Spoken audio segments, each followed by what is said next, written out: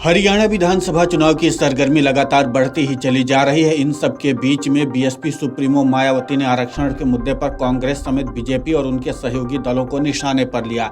इतना ही नहीं, जातीय जनगणना को लेकर के बीएसपी सुप्रीमो मायावती ने कांग्रेस पर हमला बोला। इतना ही नहीं, उसके साथ साथ बीजेपी को भी निशाने पर लिया। उन्होंने मंगलवार को फिर निशाना साधते हुए आरक्षण को लेकर के कांग्रेस और राहुल गांधी की नीति को अस्पष्ट और दोगली बताया। एक्स पर मायावती ने कहा कि केंद्र में रहते हुए कांग्रेसी सरकार ने कभी जातीय जनगणना नहीं कराई।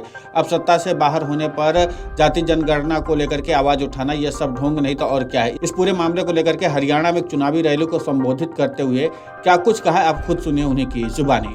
दलितों, आदिवासियों व अन्य पिछड़े वर्गों के लोगों को मैं ये बताना जरूरी समझती हूँ कि इन वर्गों को परम पूज्य बाबा साहब डॉक्टर भीमराव अंबेडकर के कड़े संघर्ष एवं अथक प्रयासों से भारतीय संविधान के तहत मिले कानूनी अधिकारों में से खासकर सरकारी नौकरियों में जो आरक्षण की सुविधा मिली है, तो उसे भी यहाँ शुरू से ही कांग्रेस पार्टी और अब बाद में बीजेपी व इनके गठबंधन दल तथा अन्य पार्टियों की भी रही सरकारों की जातिवादी सोच व मानसिकता के चलते इन्हें अभी तक भी आरक्षण का पूरा लाभ नहीं मिल पा रहा है।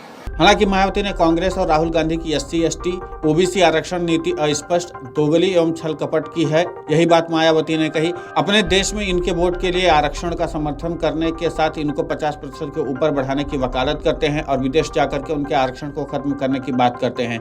कांग्रेस और राहुल गांधी के इस दोहरे मापदंड से लोग सचेत रहें।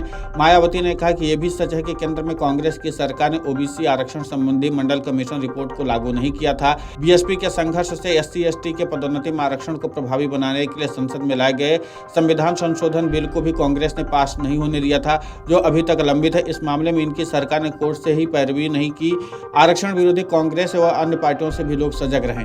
कुल मिलाकर के है कि बीएसपी सुप्रीमो मायावती ने एक बार फिर से हरियाणा विधानसभा चुनाव के पहले ही उन्होंने अपनी चुनावी रैली के जरिए एक बार फिर से इस बात के संकेत दे दिए हैं कि आरक्षण को लेकर के मामला अभी भी गंभीर है। इतना ही नहीं, बीएसपी सुप्रीमो मायावती ने कांग्रेस समेत बीजेपी और अन्य दलों को भी लेकर के अपने लोगों को सजग रहने की जानकारी दे ही दी।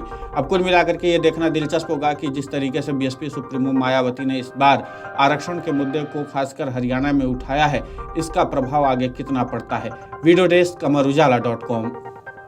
अगर आप ये वीडियो YouTube पर देख रहे हैं तो हमारे चैनल को सब्सक्राइब करें और बेल आइकन को दबाना ना भूलें। अगर आप Facebook पर ये वीडियो देख रहे हैं तो हमारे पेज को लाइक करें।